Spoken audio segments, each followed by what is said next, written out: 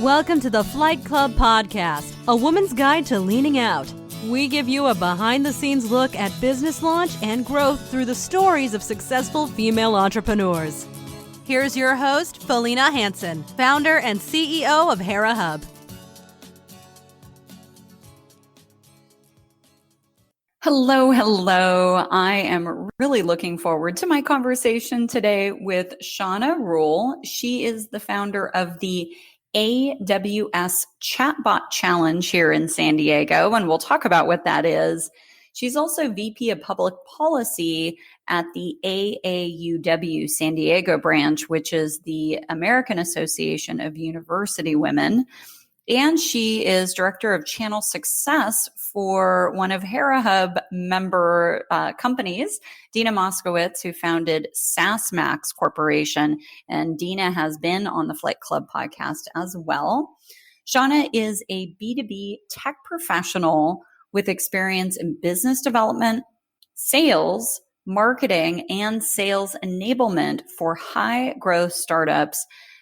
Really with global brands such as Microsoft and TD Ameritrade. So welcome to the show today, Shauna. Hi, Felina. Thanks so much for having me. I'm looking forward to speaking with you. Yeah. I'm really looking forward to diving into this topic of the challenges at the higher education level. This is something I'm extremely passionate about as well, and really how that relates to the overall topic of workforce development. So before we dive into those topics, I just give our listeners a bit of background on you. Just take us briefly along your career path and how you really got into this, how you became passionate about these topics. Mm-hmm. Sure, I'd love to. So I first got involved in giving back to the next generation of tech when I worked at Microsoft in New York City. I was a member of the New York, New Jersey chapter of Women at Microsoft. And at one of the events we had, we partnered with an organization called DigiGirls. You may have heard of them. Yeah. Where we invited female high school students from across the city to join us for a day at the Microsoft office. And I got to tell you, on a side note, the Microsoft New York City office was incredible. It was on the 10th. It was on the 10th floor in Rockefeller Center and views for miles. It was pretty cool. Wow. But anyway, I digress. The girls came. The girls came to experience a day in the life of a Microsoft employee. So we held workshops and presentations, and there were networking opportunities for the girls to explore a career in tech. And this really inspired me, how Microsoft gave back to the community like this. The next phase of my career, or my advocacy for STEM education, was when my husband and I moved back to San Diego. I co-founded the Women's Hackathon at Cal State San Marcos. Mm-hmm. The first event was originally sponsored by Microsoft Research as the International Women's Hackathon, where we participated as just one of many global campuses. And it was such a hit. It was so popular with the San Diego community. We had over 50 students participating in several local businesses and sponsors, as well as mentors, judges, and volunteers that stepped up to help support the cause. It was so popular that we decided to continue the program as a biannual event, growing it in size, attendance, and impact.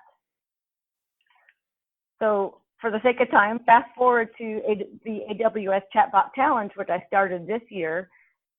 It's a workforce development event putting artificial intelligence and cloud computing in the hands of underrepresented college students and introducing them to cloud skills and the fundamentals needed today for a successful career. I just want to note that, I think these are necessary. These skills are very necessary, and we'll talk about that a little bit further. But I wanted to note that it's open to male and female. It wasn't just females, but I'm emphasizing underrepresented students because I want to help give them the opportunity to work in this field and not get left behind. Yeah, because, we know overall, and we see these stats coming out of Twitter and some of the other big tech companies out of Silicon Valley, is that the percentage of women in technical roles in these companies is still dismal. And so you're right. We definitely need platforms like this to give girls and women the opportunity to step in and learn new things, learn new skills, and grow in their development. So I want to get to this article that you wrote on LinkedIn. I know you are a very active user on LinkedIn, which I love. And the title of the article is Delivering on the Promise of Digital Transformation.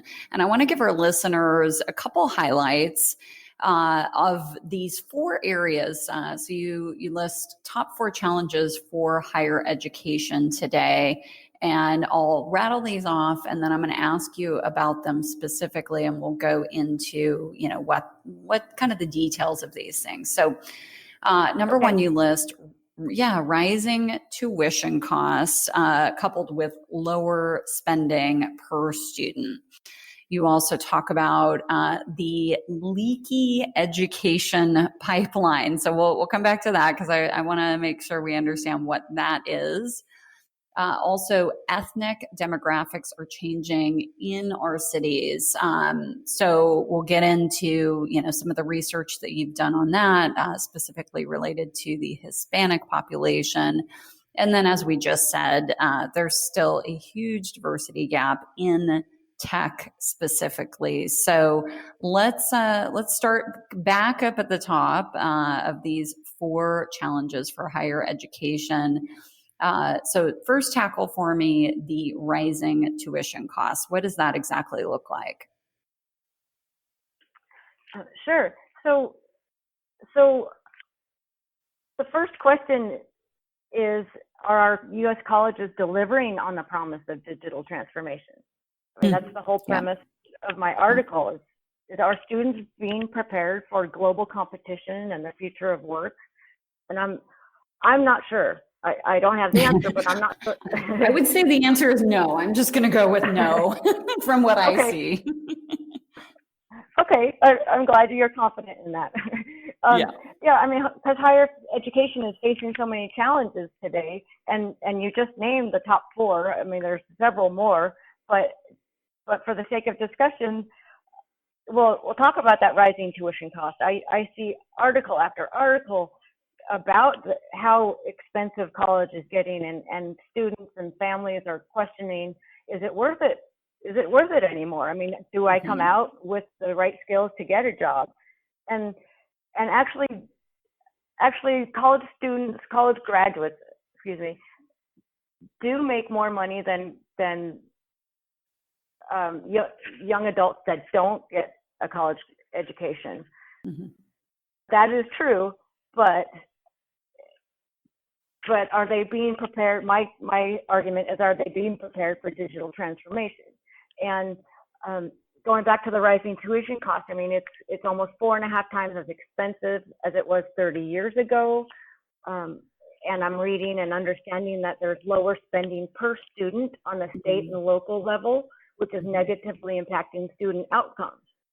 So what I mean by that is that the funding from the state or the local level it's, from what I understand, it's about the same amount going to our universities, but instead of spending all of it or a large portion of it on the students like they used to, now they're spending it on, I want to say, extracurricular amenities, right? Mm-hmm. I mean, making the campus more attractive, or maybe they're investing in sports, or maybe they're investing in their staff, or many other options. And they're not necessarily investing in the student. So that's why the lower spending per student is actually having a negative impact.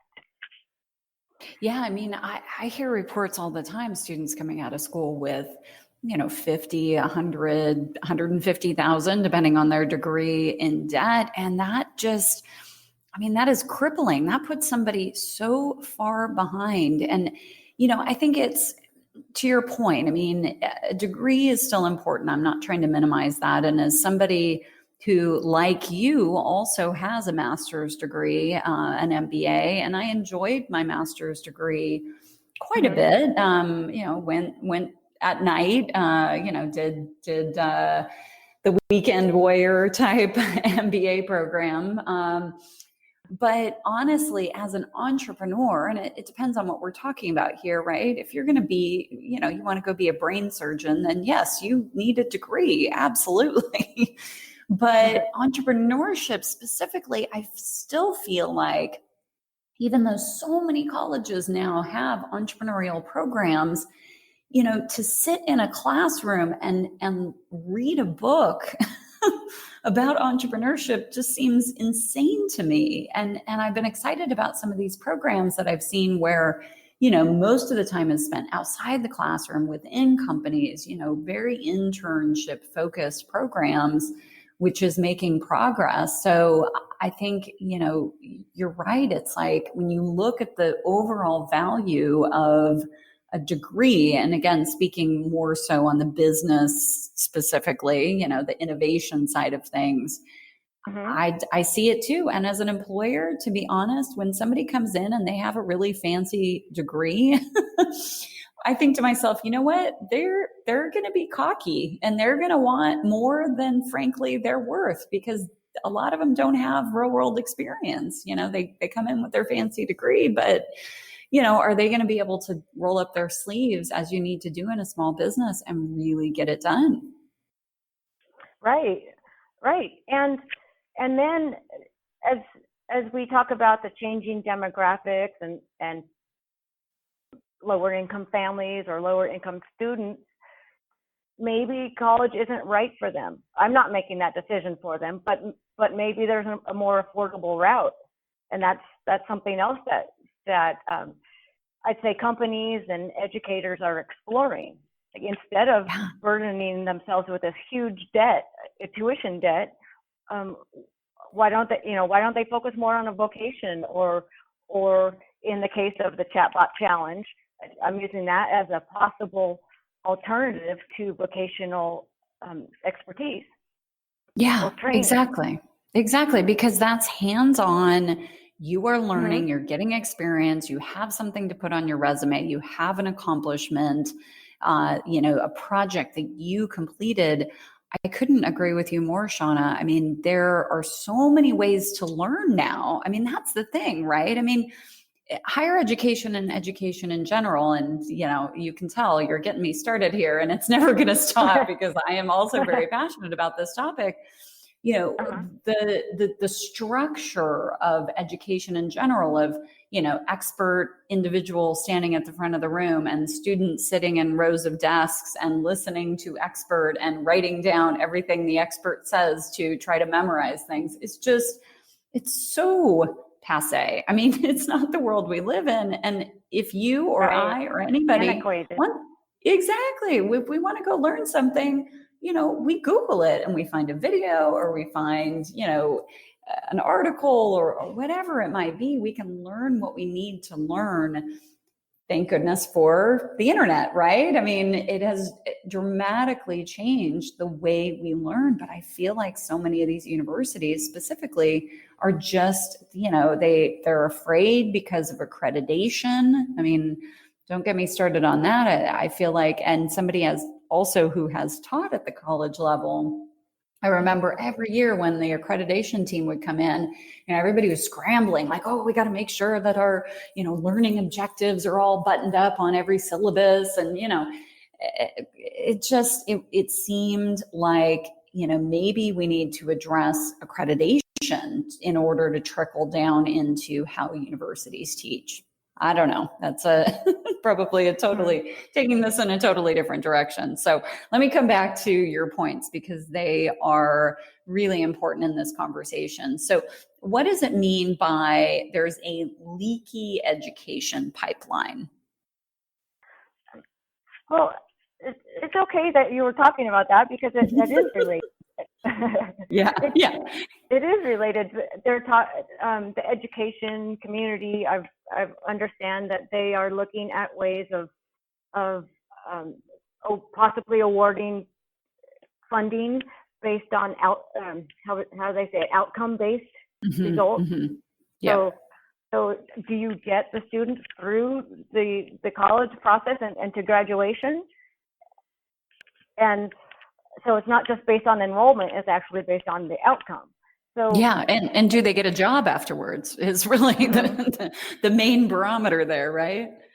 Right. That's isn't that the goal? So the Leaky education pipeline was defined by the San Diego Workforce Partnership, and what their stats are saying is that 86 out of 100 high school students are left behind in the traditional track to a 4-year degree. They're saying 65% drop out of high school or graduate with no further education. So that's what they mean by the education pipeline, that our young adults are either undereducated, underemployed, or disconnected, or both. And they even go so far, their research goes so far to break it down into their background. So blacks, there's 20.3% are in this category that are disconnected. Latinos, 11.6, 2 or more races, 9.4, and white, 8.5, Asian and Pacific Islanders, 5.1%. And this is talking about San Diego. Yeah. So what I'm hearing you say, Shauna, is it's not that these people are necessarily opting out of college and going into a vocational career or education around that or becoming entrepreneurs. They're just kind of left behind in general. Is that right? Exactly. Wow. Interesting. Right. So not only are we having challenges at the college level, graduating or not, but having trouble finding solid work or solid career that's going to help them economically grow. But we're also having a huge dropout rate, or as the Workforce Partnership describes it, disconnected rate. Yeah. So there's a lot of work we need to do to help get our youth going. Engaged. Yeah. And keeping them engaged. I mean, if they're dropping out, during high school and not even graduating from high school, I mean, then we, obviously we have a huge problem in that. And again, going back to getting creative on engaging students at, even the junior high and high school level, so they don't decide other things are more important than their education. Yeah, it's so interesting because on one hand, we're saying, education isn't always the answer. And on the other hand, we're saying education is the answer. But I think the bridge we need to build in this discussion we're having is different types of education, right? It doesn't always just look like a traditional 4-year degree. And as somebody who I went to community college for the first 2 years, I didn't go straight to University of San Diego, which is where I ultimately graduated from. I wasn't ready, frankly. I didn't have my what together enough. I didn't feel to go be spending $40,000 a year on an education. So I went to my local community college, and of course, dating myself at the time, one credit was, I think, like $13. I mean, it was just like, it was so stinking cheap. And I know comparably, it is still very, very inexpensive compared to 4-year universities. And I would love to see more students explore that community college angle before they go decide to spend, $100,000 in total on their education.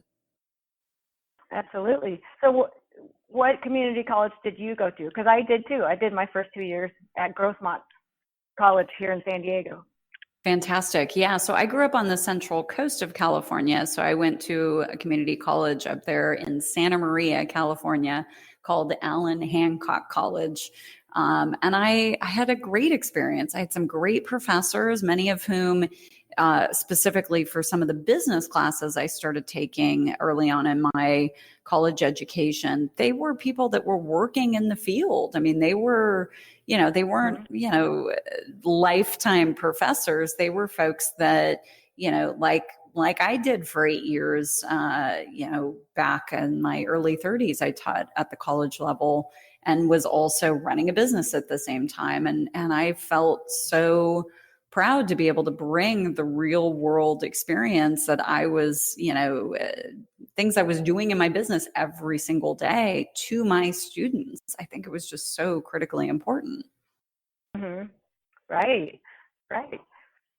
So what we're questioning with the chatbot challenges is not necessarily should we replace college education with workforce development or more focused vocational competence.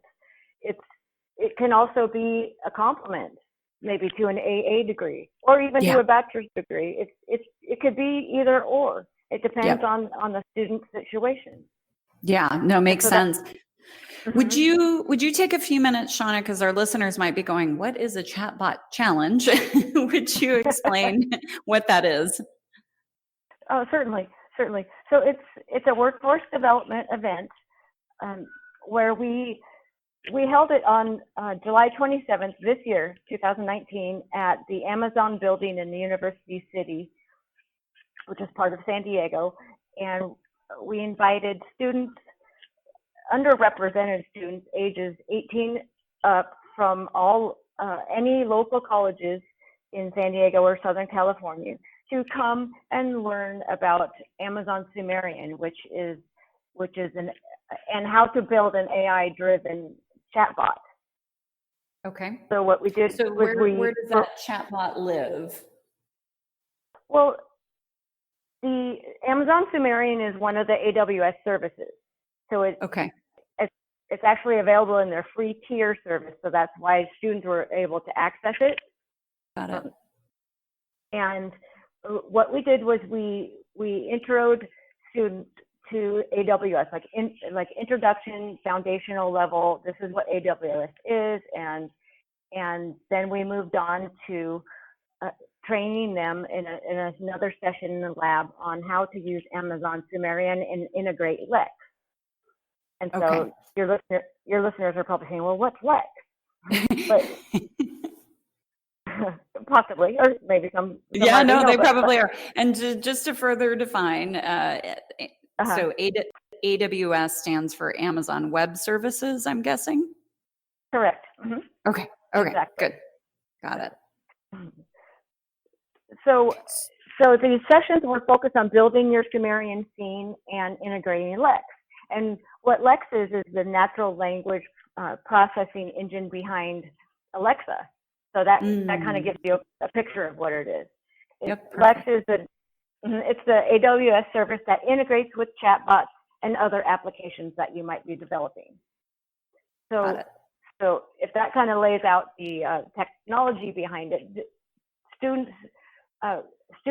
came from, over 27 colleges and universities in San Diego and Mexico. So we're making a cross-border impact as well. They came from multiple colleges and universities. They were either high school grads, associate, or bachelor degree level students.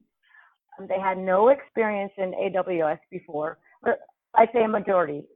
There were maybe 4 students that said they had some intermediate level exposure to AWS, but everyone else was completely new. And we brought them together on this one day for some training. We had keynotes and panel speakers, but when we got to the training part, it was about 2 or 3 hours of hands-on learning. Everyone had their laptops out, and we had some mentors available too if they got stuck along the way. And following those training sessions, we set them free into groups of 4 to 5 participants each, and they worked on building out a chatbot, a conversational intelligent chatbot that solved a business problem. And once they did that, they came back, presented to judges, and the winning teams were the winning solutions and teams were awarded cool prizes. That's great.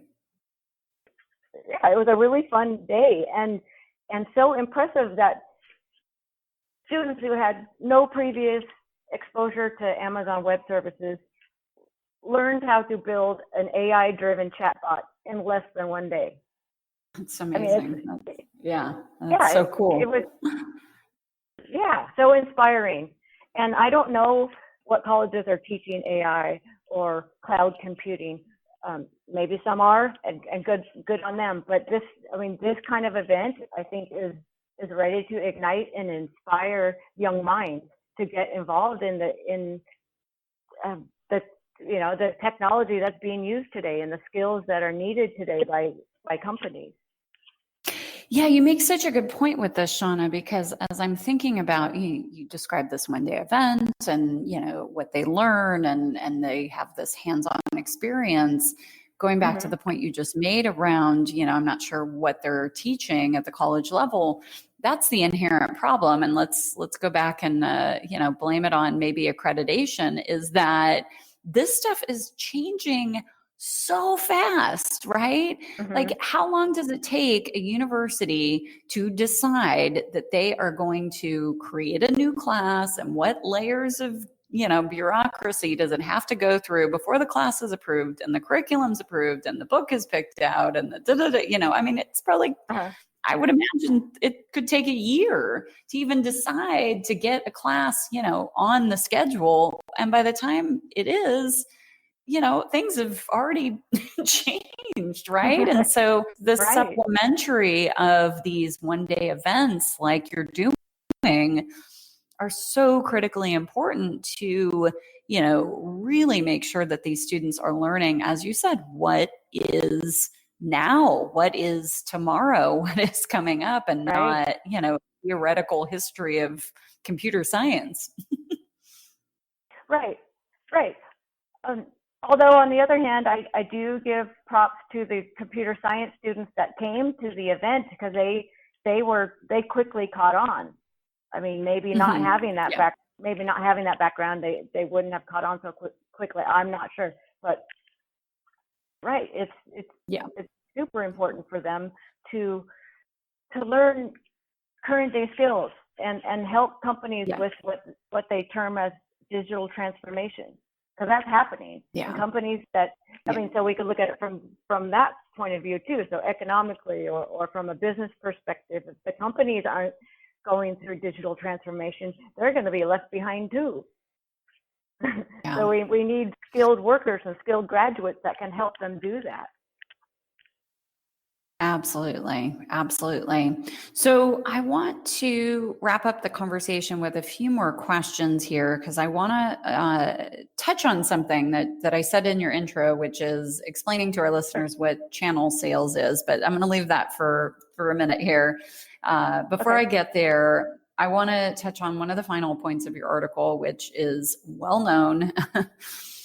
Is the diversity gap in tech. So statistically, you have in your article, white females make up only 25% of computer and math jobs, and only 9% of those women are Hispanic, African American, Asian women collectively. I mean, those numbers are just terrible. So events like this that you're putting on are so critically important in closing that gap. What else can we be doing to close this gap, Shauna? I think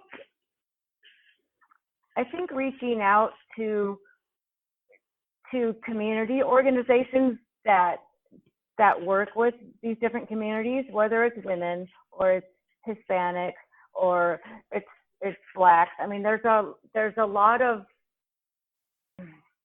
community orgs that focus towards certain populations, and this might be a good opportunity to share actually how that worked for the Chatbot Challenge.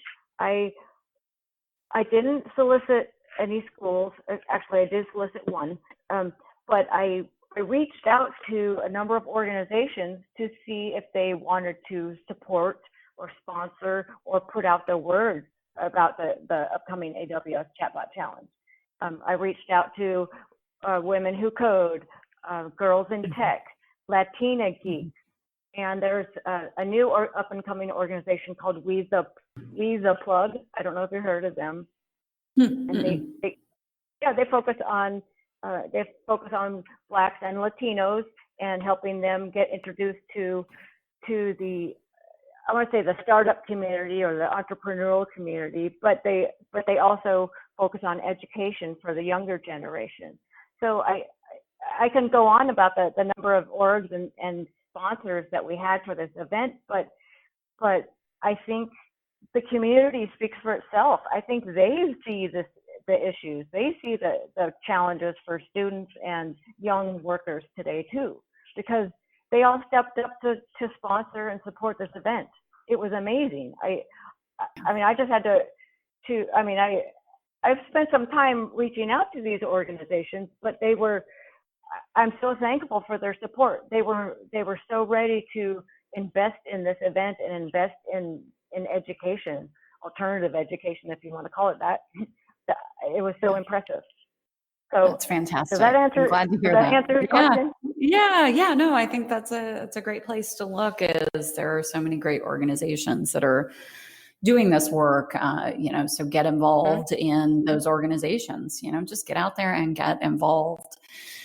So Shauna, I want to circle us all the way back around to the beginning of the conversation.